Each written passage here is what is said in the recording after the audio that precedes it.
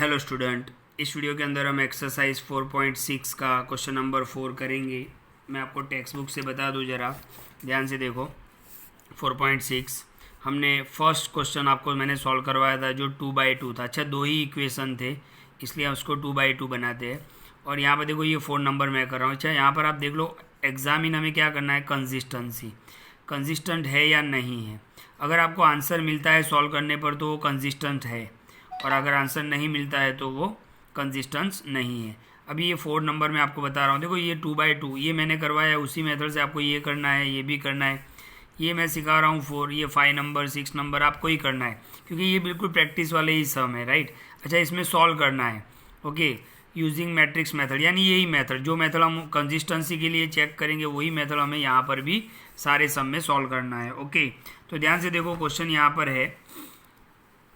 अच्छा, फॉर्मूला क्या होगा, AX is equal to B.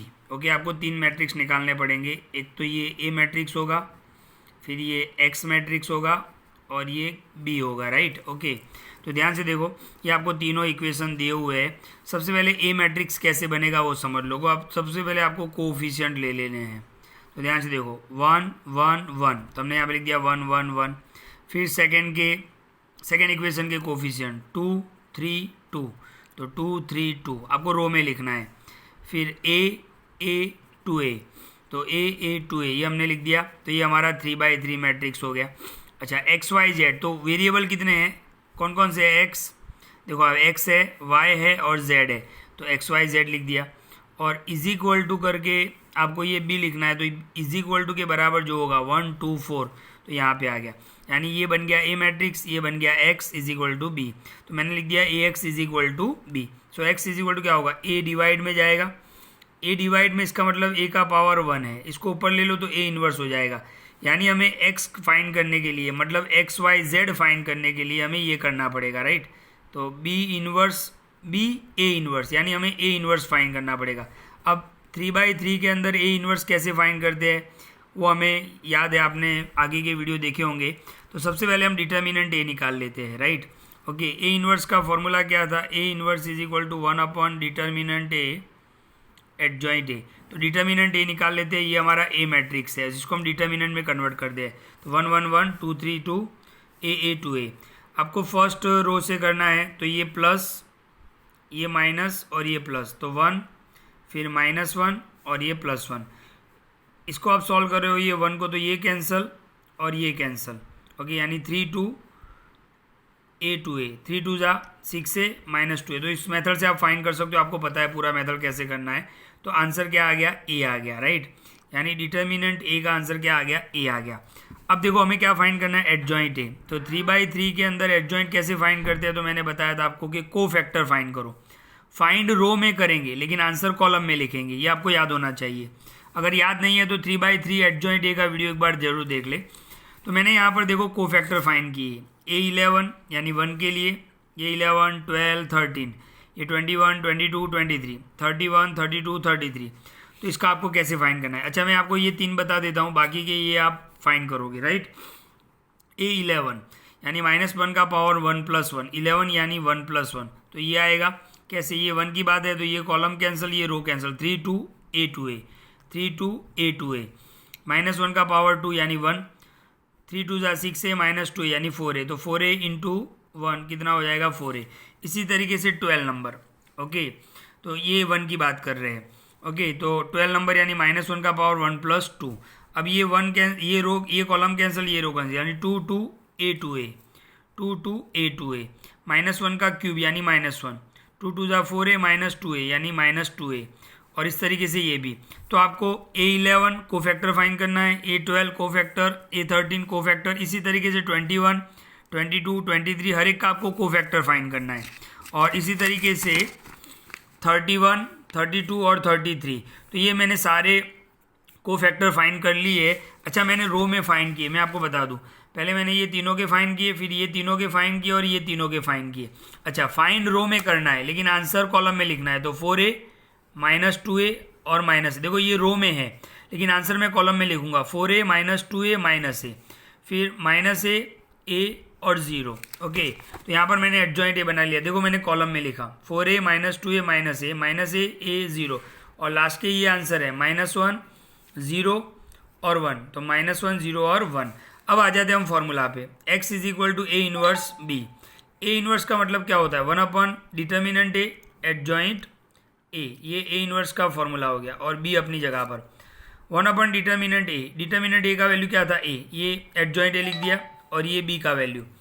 अब ये अंदर जाएगा तो देखो 4a अपॉन ए, यानी ए कैंसिल तो कितना हो जाएगा 4, फिर ए नीचे जाएगा तो -2, और ये ए कैंसिल हो जाएगा यानी -1, फिर ए अपॉन ए यानी 1 हो जाएगा लेकिन माइनस है, ए अपॉन ए यानी 1, 0 अपॉन ए यानी 0 हो जाएगा, फिर -1 ऊपर रहेगा, -1 1 जा 1 और ए नीचे जाएगा तो -1 अपॉन ए, फिर 0 अपॉन ए यानी 0 हो जाएगा, और 1 अपॉन ए, यानी ये ए हर एक के डिवाइड में आपको लगा देना है, और 1 2 4 ये क्या है, बी है। ओके, तो ध्यान से देखना, सामने क्या था x, अच्छा x क्या था आपका x y z। ओके, अब हमने ये लिख दिया, बिल्कुल ये हो गया। अब हम क्या करेंगे, multiplication, first row first column, तो यहाँ पे आ जाएगा देखो 4 इंटू 1 फिर प्लस -1 इंटू 2, तो -1 इंटू 2 प्लस -1 अपन ए इंटू 4, यानी फर्स्ट का फर्स्ट के साथ, सेकंड के साथ, थर्ड के साथ, ये फर्स्ट रो फर्स्ट कॉलम ऊपर लिख दिया। इसी तरीके से second row first column -2 into 1, तो यहाँ पे लिख दिया, फिर प्लस 1 इंटू 2, तो यहाँ पे लिख दिया, और 0 इंटू 4 तो यहाँ पे लिख दिया। इसी तरीके से थर्ड रो फर्स्ट कॉलम तो आप कर सकते हो। अब इसको हम सॉल्व करेंगे, 4 1 जा 4 तो लिख दिया, 2 1 जा 2 -2, एंड 4 इन द ब्रैकेट 1, 4 1 जा 4 यानी -4 अपॉन ए, 2 1 जा 2 -2, 2 1 जा 2 2, 0 इंटू 4 0, 1 1 जा 1 -1, 0 इंटू 2 0, और 4 अंदर मल्टीप्लाई हो जाएगा यानी 4 अपन ए। तो देखो x का आंसर ये होगा, y का आंसर ये होगा, और z का आंसर ये होगा। 4 - 2 कितना हो जाएगा, 2 2 - 4 अपन ए। नेक्स्ट पेज पर हम देखते हैं, तो यहाँ पे मैंने सॉल्व कर लिया उसको, x y z, 2 - 4 है, ये 0 हो जाएगा क्योंकि -2 + 2 था तो 0 हो जाएगा। आप आगे के पेज पे देख सकते हो, z is equal to -1 upon 1 + 4 upon है, तो ये x की वैल्यू, ये y की वैल्यू, और ये z की वैल्यू मैंने यहाँ पे लिख दिया। अच्छा, इसको थोड़ा सॉल्व कर लेते हैं, ये कि सामने चला जाएगा तो 2a - 4 अपन है, y इज इक्वल टू तो 0, और z इज इक्वल टू क्या होगा, a सामने जाएगा तो -a + 4, अच्छा 4 मैंने पहले लिख दिया, -a अपॉन a। तो यहाँ पर आप देख सकते हो कि ये x y और z के आंसर आपको मिल रहे हैं, मतलब ये क्या है, कंसिस्टेंट है, राइट। ओके, क्योंकि आंसर मिल रहे हैं तो कंसिस्टेंस है, अगर सॉल्यूशन नहीं मिलेगा तो इनकंसिस्टेंट। तो यहाँ पर आंसर आपको मिल रहा है, तो ये देखो सॉल्व भी हो गया और चेक भी हो गया कंसिस्टेंट, यानी कंसिस्टेंस है या नहीं है उसके लिए आपको इसको सॉल्व तो करना ही पड़ेगा। तो ध्यान से देखो, ये था आपका 4.6 का क्वेश्चन नंबर 4। इसी तरीके से आप 5 और 6 भी करो, 2 और 3 भी करो, और देखो यहाँ पे लिखा हुआ है सॉल्व, बिल्कुल इसी मेथड से करना है, सिर्फ आपको लास्ट में कंसिस्टेंस इनकंसिस्टेंट नहीं लिखना है। ओके, तो 7 8 9 10 11 12 ये सारे जो है वो आप ट्राई करोगे, उसमें से अगर कोई डाउट है तो मुझे आप मैसेज करना, और सारे सॉल्व करो, और हो सके तो होमवर्क मुझे आप पर्सनल नंबर पर भी PDF बना के इसका आप सेंड कर सकते हो। ओके, इसी तरीके से आप ध्यान से देखो, यहाँ पर एग्जाम्पल 28 भी है, देखो सॉल्व 3/3 के लिए है। तो देखो मैंने बताया था ना ए मैट्रिक्स कैसे बनेगा, कोएफिशिएंट से, 3 - 2 3, तो 3 - 2 3, फिर 2 1 -1, तो 2 1 -1 आ गया, 4 - 3 2, और x y z आएगा, x में x y z आएगा क्योंकि 3 वेरिएबल है x y z, और इज इक्वल टू में ये आएगा 8 1 4।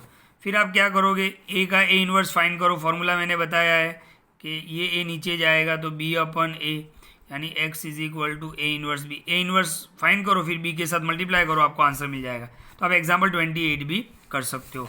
तो देखो एक ही वीडियो है आज का, लेकिन आपका होमवर्क बहुत ज़्यादा है, आपको प्रैक्टिस करना है। आज का एक ही वीडियो है, ये 3/3 के लिए। ओके, तो वीडियो को बिल्कुल ध्यान से देखें और सारा होमवर्क क्लियर करें, क्योंकि प्रैक्टिस से ही ये सारे सम क्लियर होंगे। Thank you.